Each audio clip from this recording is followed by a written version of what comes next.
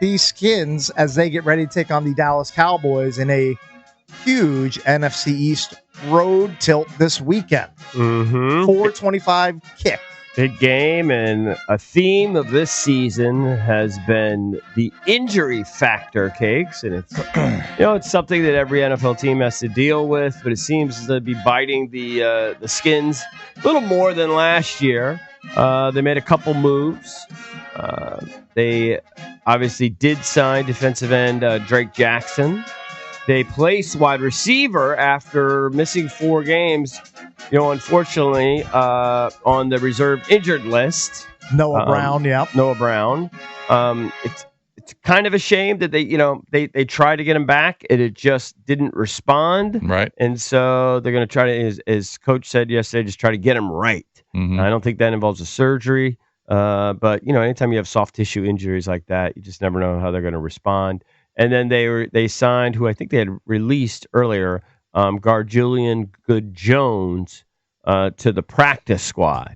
Okay. Jonathan Jones was on the side fields, and he's now had his 21-day practice window opened. Of course, he suffered a hamstring injury in week 2, and he's missed the last 4 games. So certainly that would be a nice addition if we could get some help back there in the secondary case. Mm-hmm. That would be good, especially if you're facing Pickens and maybe CeeDee Lamb. Right.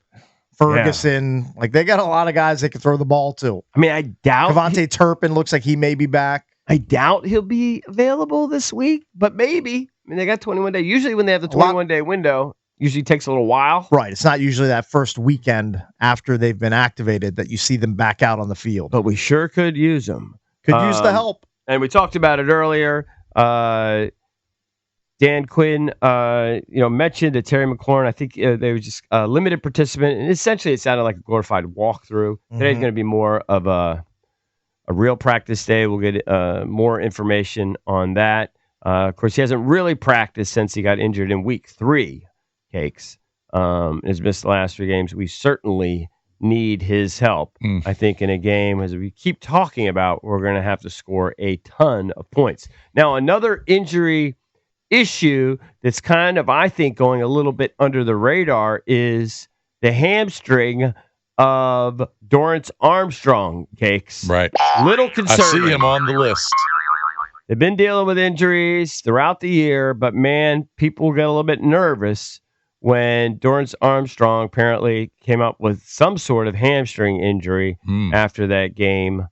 So he was limited yesterday or missed practice yesterday? I assume he missed. I mean, he's been your most effective pass rusher. He was able to do the walkthrough. Yeah. But they'll have a better feel for him today after they get a little more movement in practice. What about Eddie Goldman? I think he had an issue as well. I'm not sure. I'm not sure what the status is on Eddie. Eddie's another one who at times has been very helpful. A big dude. He's a large human being. He is a large human being. What is he listed at? He's listed at 6'3", 320. Yeah, he's a massive. Something tells me he may be a little bit more than 320. Massive. So we played a little of DQ's audio. We have some more I want to play, but let's just play. We have one clip of Jayden, who also had a little time in front of the press, where he talks about he and Terry and whether or not they can click when he comes back. Yeah, I think so. It's just the flow of the game. Everybody got to get in a rhythm offensively, and once we do, and everything's flowing, we can move the ball up and down the field. But we got to go out there, execute, and focus on the little things, the attention to detail, execution at its finest. So, obviously, execution at its finest. Terry didn't have a massive impact in the beginning part of the season before he got injured. Nobody's going to know if the hold-in/hold-out affected the injury. Who knows? Hopefully, if he comes back anywhere close to 100% Cakes, I don't see why he couldn't have a decent impact if he's out there. I don't see why he couldn't. He needs to have bigger than decent. Well, especially against that secondary. To help elevate this team's offense. Wow. BT Dubs, our boy Pete Prisco, predicts, he predicts all the games every week. Yep. Final score, 34-30. I'm guessing he has Dallas on top. Commanders? Washington. Oh, he's got the Commanders pulling off a 4-point win. Yeah. Well, remember, we went through his power rankings, and he was pretty high on Washington. I think even after that loss to Green Bay, he still had them maybe in the top 10 or so. He's got them all the way down to 19. Yes. After that loss to the Bears. DQ again was at the podium. And these guys, how sick do you think they are of talking to me? I mean, Dan handles it well. That's part of being a head coach. But, man, you got to be sick of giving them press updates every day. He just knows it's part of his game. I know he does. Like I think all these guys. They don't enjoy it. But, of course they don't enjoy it. Here's how it's not even, it's just a pain in the ass. They got so many other things to do. They have to spend 20 minutes saying the same stuff that you just said yesterday. But every coach at every level. It's part of the job. And every sport has to do it. And you get paid handsome. Yeah. You see those numbers on your check. You're like, you know what? I can do this presser today. I can do another 20 I can answer minutes. the same questions that I've been answering. I know. I can run the presser out of circles. You can always make it shorter and short answer every question like Belichick. Could do that. Yeah. I mean, but that's not DQ. All right, let's play DQ7 here when he's asked about what other factors have been affecting their starts to these games.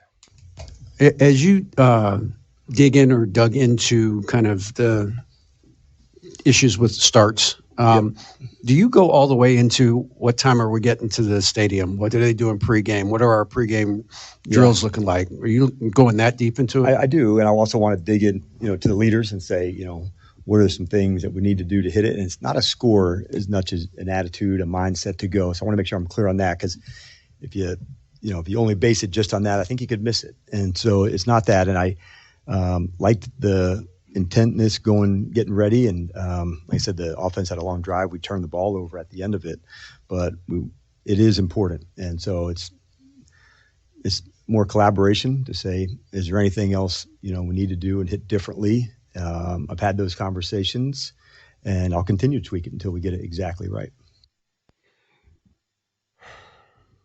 It is, he points out, and maybe their start wasn't as awful because if Jayden doesn't throw the interception, they go down there and score, and it's a little bit of a different narrative, I don't know. It seemed like they were starting out pretty good. And then he throws the ill-advised, and Jayden said, hey, I really like the way Jayden said it. He said, the way his mind was, hey, we're in there. We're basically guaranteed points where we are. I got to be smarter with the football, not make that throw, even though I know I can make that throw. Mm-hmm. So it's, a learning bullet point or whatever for Jayden. But, maybe that start wasn't as bad as we think. It was just one guy, made a brain fart. Good quarterbacks throw picks. It was just a bad throw. I don't think you're recreating the wheel and figuring out what time you get on the bus and what time. I mean, these guys have been doing this for years and years and years. I don't think it's that. But when there's a trend of slow starts and it keeps continuing, people are going to question like what's going on that you're getting in 10-0 holes and 13-0 holes. I understand it's awful. You got to battle back. But Cakes, think about it. We're probably going to score there. Jayden doesn't throw that. Maybe it's just a field goal, but we were probably going to score. You're at the minimum tie the game. Throws the ill-advised pass or whatever. Just a learning curve thing, I think, for Jayden. Maybe that start wasn't as bad. No, but it led to the field goal, so you're down 6-0. It was bad in the result of it. The result. But it wasn't like we weren't prepared. We weren't intense. We weren't, aggressive. No, he was a beat late with a throw. He threw it behind where he should have, and the defender had a chance to break on it. Look at what time we had breakfast that day. But this was what was bad that just led to the field goal, so you're down 6-0. But then the next possession is when Bill fumbles, and that led to the touchdown. Compounds it, and then you're down 13-0. That was hard. No, it's all around bad. I'm not saying it's not bad. The interception, bad. Right. But maybe they were ready to go, just made a bad play. It wasn't like slow start because we weren't ready. Right. Yeah, that's all. I'm just making a slight distinguishment. I don't even know what the word is. trying to make a differentiating point about that start maybe than some others where we just get smoked off the ball and it looked like we're not ready to play until middle of the second quarter. Can they come out of the gates hot and get a 10-0 or 13-3 lead over Dallas instead of playing from behind? That would be nice to see. Based on how they've played, I'm not banking on it. I wouldn't think that. I'm hoping we can get that. Well, we'll see about that. All right, let's go to... This is going to be interesting to see how Terry plays. Right. Let's go to Steve in Landover. Hey, Steve. You're on with the Junkies. What's up, buddy? Good morning. Hey, man. Good morning, Steve. How are you? Good morning, Steve. Well, I'd like to activate the rookie running back Edwards that came from Michigan. Mm-hmm. Uh-huh. What? You would like to activate him? Yeah. Why? Do you want to de-emphasize Bill? Nah, I think Edwards, you know what I'm saying, to give Bill, you know what I'm saying, a nice hand. Give him a hand in the backfield. Right. Yeah. So you're not happy with Rodriguez, McNichols, and Bill. You think they need to do something to tweak it? Well, you know, Edwards, he a little more active than Rodriguez. You know what I'm saying? Yeah. I think you're grasping a little bit to activate a guy who hasn't stepped on the field Why yet. was he undrafted? I don't understand. Did he measure bad or something? Was he slow? I don't know how. I don't know how. Or something? I don't know how he measured. I mean, he played a lot of college football. That's what I mean. It's like he played a lot of college football. You know what I'm saying? Yeah. I don't think he was undrafted. No, he was signed by the Jets as an undrafted free agent. Then he was waived in August, and then we signed him. And I like the signing. I agree with you, but I just don't understand why he was undrafted. Well, I mean, not everybody can be drafted. There's only I know, but I thought maybe he was better than that. He was a really good college player, but when you get to the NFL, it's a little different story. I'm wondering though, maybe he's slow? Maybe he's not the athlete that some of these other guys are. Yeah, he definitely a workhorse. Easy for you to say. All right, thank you, Steve. Appreciate it. Have a good day, Steve. Thank you, Steve. Yeah, all right. Thank you. Yeah, I'm just not gonna toss the keys to a guy who has no experience when I've got Bill, I've got Rodriguez, who I think is just run of the mill, but at least he has pro experience. Yeah, Donovan Edwards is probably one of those guys that you just stash on the practice squad, and then if you have an injury or two, total emergency, you break glass, you break them out. But again, listen, I understand where you come from with Rodriguez. All I can say in his defense is when given the opportunity he produces. In limited roles, limited production, but he generally produces when they give him the ball. He does, but I'm fine with him in the role that he's in, or even a slightly more reduced role. I think it could be more reduced than last week. I think he had one carry. Just Bill's better. Yeah. The team thinks Bill is better. Yeah, I'm not saying he's better than Bill. Let's go to Justin in Arlington. Justin, what's up? Hey, so I wanted to talk about the X5, the self-driving. Yeah. Yes, sir. Yeah. So I just picked one up maybe 4 weeks ago, and it's sick. It's really a big adjustment, but does it do everything? Main highways. Does it do everything? Yeah. So listen to this. When you're on a main highway, you activate it, and your steering wheel lights up, lets you know you're in a safe setting to do it. And when you come up on a car and it wants to pass them, it alerts you. You look over at your mirror on the side, and it just passes. You don't touch anything. It's doing it all by itself. I went the whole way to Richmond. I drive a lot for work. I went down to Richmond back and forth, and you're engaged, you're looking, but I touched the steering wheel maybe 5 minutes of my whole drive. Why'd you touch the steering wheel at all? There's certain settings when you hit a lot of construction and stuff, it'll let you know you've got to take over. And there's certain times, so it'll work you towards your exit, and you're going around a big curve, and there's certain times where I'm I'm gonna handle this. You feel a little anxious. Understood. So you trust yourself. Couldn't do that deal. I know we got to go, but I couldn't do the deal where I just get in my car here from DC by Nats Park, just put it in self-drive, and then not touch the wheel until I get to Cornell. I couldn't do that. If it's going to take you any highway. It's going to handle probably 90% of the driving. Okay. But in the city, when you got stop and go, it's probably going to ask you. Yeah, but what about these the Teslas that do everything? It's not up to that yet.